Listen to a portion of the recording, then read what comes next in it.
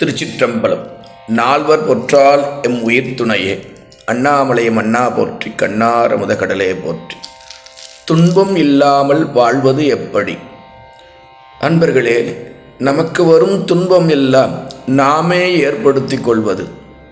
சான்றோர்களும் இதைதான் மூதுரையாக தீதும் நன்றும் பிறதரவாரா. அவரவர் வினைவழி அவரவர் வந்தனர், அவரவர் வினைவழி அவரவர் அனுபவம் என்று முன்மொழிந்திருக்கின்றார்கள்.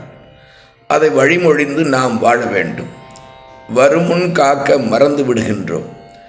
பொறுப்புகளை தவிர்த்து வாழ்ந்து வாழ்ந்து வெறுப்புகளையும் மனக்கவலைகளையும் அறுவடை செய்கின்றோம் நாம் வாழுகின்ற வாழ்க்கையில். இன்பத்தோடு வாழ வேண்டிய நாம் துன்பத் தூண்டிலுக்கு, அதன் உலக இச்சைகளாம் பேராசைகளுக்கு விரும்பி கரும்பான வாழ்க்கையை வாழ வேண்டிய நாம் கசந்து போன வாழ்க்கையோடு சக்கை வாழ்க்கையை ஒட்டுதல் இல்லாமல் வாழ்கின்றோம். முதலில் எதற்காக வந்தது இப்பிறவி யோசித்தால் பொதுநலத்தோடு அன்பு செய்து வாழவே இப்பிறவி வந்தது. அனுபவம் பெற்று கடைத்தேரவே இப்பிறவி வந்தது. யாருக்கு எதற்கு என்று தெரியாமலே தேவைக்கு அதிகமாக இருப்பதை இல்லாதவர்களுக்கு கொடுத்து அவர்களையும் முன்னேற்றி எல்லோரும் நலம் பெற்று வாழ செய்யாமல் பதுக்கி கடத்தல் செய்து ஊழல் இதெல்லாம் செய்து சட்டத்துக்கு பயந்து பதுங்கி வாழ்கின்றோம். ஆண்டவனையே இல்லை என்பவர்களும் இங்கே வாழ்கின்றார்கள். இவர்தான் எங்கள் ஆண்டவன் என்னும் பல்வேறு மதத்தவர்களும் இப்பூலகில் வாழ்கிறார்கள். பரந்த மனத்தோடு அறிவொளி கொண்டு கண்டு உண்மை பொருள் அறிய முற்படுவதில்லை. முதலில் மனிதனாக வாழ முயற்சி எடுத்து பின் சமயங்களுக்குள் சென்று தேடல் கொள்வதே சிறப்பு. வெறியேற்றாமல் மனிதனாக வாழ நம்மை பக்குவப்படுத்துவதுதான் அற்புதமான சமயம் என்று பெயர். உலக பொதுமறையாம் திருக்குறள் என்று அதை உணர்ந்து வாசித்து யோசித்து மடமைக்கு தாமே கசிந்து அறிவுடைமையோடும் அன்பு உடைமையோடும் பண்பு கொண்டு பக்குவம் என்னும் மனிதநேயம் மகிழ்த்த பின்புதான் நாம் மனிதர் என்று அருகதைக்கே ஆளாவோம். மானம் பெரிதென்று வாழும் மாண்பும் ஒழுக்கம் உயிரினும் மேலாக கருதி சீல மிகுத்து வாழ்ந்து நல்ல பிள்ளைகளை இந்நாட்டுக்கு தருவதற்கு நல்ல பெற்றோர்களாக நாம் முதலில் நம்மை நாமே தகவமைத்து கொண்டு வாழ்வதே அருமை மிக்க வாழ்வு தரும் உணர்வோ. கல்லுண்ணாமை என்னும் அதிகாரம் மறந்து அவதிப்படுகின்றோம். மதுக்கடைகள் எங்கும் இப்பொழுது காண்கின்றோம். இதெல்லாம் பெருமை அல்ல, சிறுமை.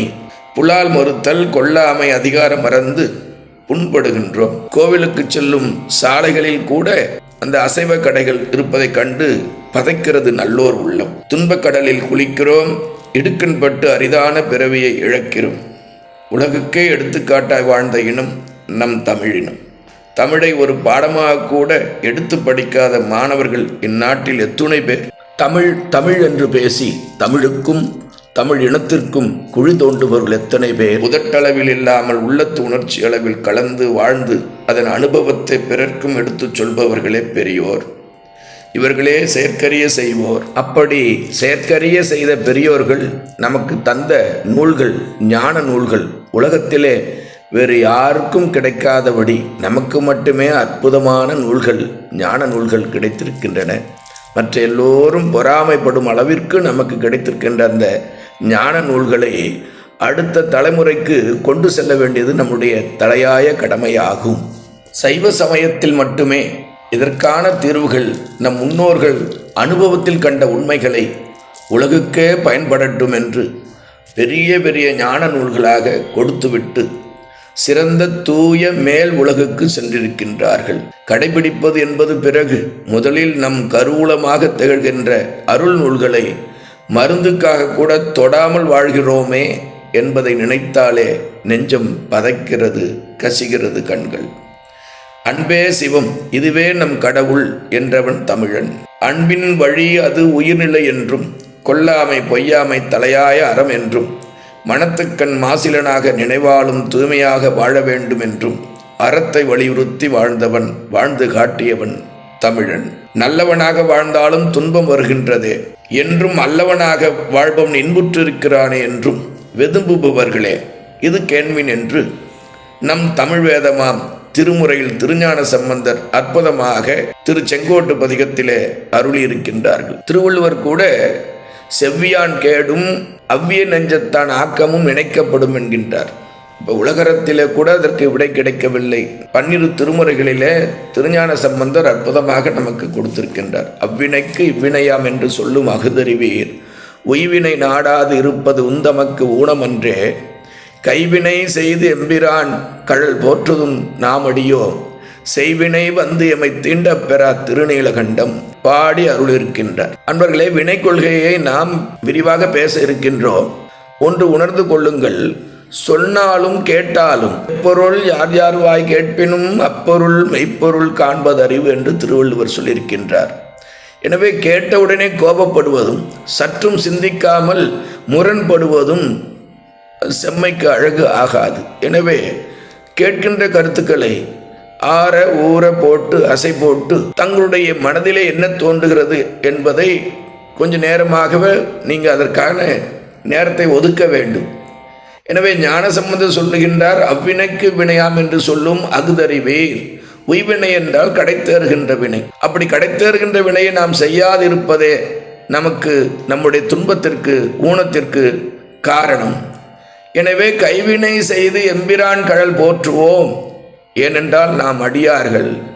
செய்வினை அப்படி செய்தால் செய்வினை, செய்த வினை, செய்கின்ற வினை, செய்யப்போகும் வினை எதனாலும் நமக்கு துன்பம் வராது என்று திருஞான சம்பந்தர் பாடி அருளிய அந்த கருத்துக்களை நாம் கேட்டு பெரும் துன்பத்திலிருந்து விடுதலை எளிதாக பெறலாம். அன்பர்களே, நாம் சென்ற பிறவைகளிலே விதைத்தது விருப்புற்றது அதற்காகவோ அதற்காக அனுபவித்து தெளிவதற்காக இப்பிறவி நமக்கு வந்துற்றது என்று பெரியவர்கள் காட்டுகின்றார்கள். ஊழ் என்ற ஒரு அதிகாரத்தையே திருவள்ளுவர் நமக்காக வைத்திருக்கின்றார். வந்த துன்பத்தை கண்டு அஞ்சாது அதற்கான உய்வினை கடைத்தேறுகின்ற வினை, உய்தல் கடைத்தேறுதல் என்று பொருள். உய்வினை என்னும் சிவபெருமான் திருநாமம் அஞ்செழுத்தை ஓதி திருக்கோயில்களுக்கு செல்வதும், மலர் தூவி வாயார வாழ்த்துவதும், சூரிய உதயத்திற்கு முன்பே எழுந்து வைகரையில் சிவபூசை செய்வதும், வாயார வாழ்த்துவதும் போற்றுவதுமாக செய்து நாம் எல்லோரும் சிவனருளால் வாழ்கிறோம் என தெளிந்து சிவன் அடியார்களாக வாழ்வதுமாக இருந்தால் நாம் செய்த தீவினைகள் அருவினைகள் என்றைக்கும் நம்மை தீண்டாது. இது சத்தியம் என்று இப்போது சொல்கின்றோம். அந்த காலம் திருநீலகண்டம் என்று சொல்லுவார்கள் என்று ஞானாசிரியர் திருநீலகண்டம் பதிகத்திலே நமக்கு காட்டுகின்றார். திருவள்ளுவர் கூட தனக்கோமை இல்லாதான் தாழ் சேர்ந்தார் கல்லால் மனக்கவலை மாற்றல் அரிது என்று அருமையான கடவுள் வாழ்த்திலே 6வது குறளிலே அறிவித்துள்ளார். தனக்கோமை இல்லாத முக்கண் முதல்வனை அண்டி இருந்து அளவோடும் அன்போடும் வாழ்ந்து மீண்டும் துன்பம் தரும் இருவினையில் மாட்டாது. நல்ல ஞாபகம் வச்சுக்கோங்க. சிலர் என்ன பண்ணுறாங்க, இன்பமாக இருக்கும்னு நினைக்கிறாங்க. இன்பமும் ஒரு பொன் விலங்கு, துன்பம் ஒரு இருள் விலங்கு என்றால் இன்பமும் ஒரு விலங்கு தான், பொன் விலங்கு தான். ஞாபகம் வச்சு மீண்டும் துன்பம் தரும் இருவினையில் மாட்டாது, எல்லாம் சிவனால் நடந்தது என்று வாழ்ந்து பெரிய ஞானாசில் கொடுத்த பரிந்துரை கடிதங்களாக நமக்கு தந்த திருமுறை பதிகங்களை ஓதி என்றும் பெரியோர்களான சிவனடியார்களோடு கூடியிருந்து 4 நெறியில் 3 கீற்றாக திருநீற்றை பூசி திருநாமத்தையே கசிந்து பேசி உருதிராக்கம் கண்டத்தில் விசுத்தி ஆதாரத்தில் உரசி இருக்க அணிந்து தீவினைக்கு அஞ்சி திருவைந்தெழுத்தோடு கொஞ்சி நாத்தழும்பேற வாழ்த்துவோம் திருவைந்தெழுத்தை பெருங்கடல் நீந்துவோம் உலகவரையும் நாம் வாழ்ந்து காட்டி ஒட்ட ஒழுக வைப்போம். அடியார்களோடு இருப்பதே துன்பம் இல்லாமல் வாழ்வதற்கு சிறந்த வழியா என்ற முன்னுரையோடு தொடரலாம்.